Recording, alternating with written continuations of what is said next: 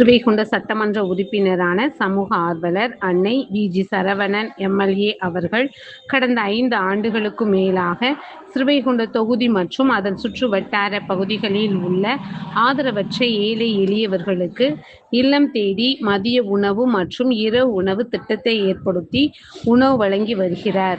இந்நிலையில் தமிழக வெற்றிக் கழகத்தின் ஐம்பெரும் கொள்கை தலைவர்களுள் ஒருவரான சமூக ஆர்வலர் அஞ்சலையம்மாளை கொள்கை தலைவராக அறிவித்ததன் ஏற்பால் தமிழக வெற்றிக் கழகத்துடன் இணைந்து தமிழகத்தின் நிரந்தர முதல்வர் திரு சி. ஜோசப் விஜய் அவர்களின் ஆசியுடன் கழக பொதுச் செயலாளர் அண்ணன் புஷி என். ஆனந்த் அவர்களின் வழிகாட்டுதலின்படியும் 22/8/2026 அன்று 1500வது நாளாக ஏரல், உண்டியலூர், ஸ்ரீவைகுண்டம், கோட்டைக்காடு, சிறுதொண்டநல்லூர் மற்றும் கீழமங்கலக்குறிச்சி அதன் சுற்று வட்டார பகுதிகளில் உள்ள 167 ஆதரவற்ற ஏழை எளியவர்களுக்கு தமிழக வெற்றிக் கழகம் தூத்துக்குடி மேற்கு மாவட்ட பொறுப்பாளர் சமூக ஆர்வலர் அன்னை வி.ஜி. சரவணன் எம்.எல்.ஏ. அவர்களின் சார்பில் மதிய உணவாக முட்டையுடன் கூடிய காரக்குழம்பு சாப்பாடு வழங்கப்பட்டது.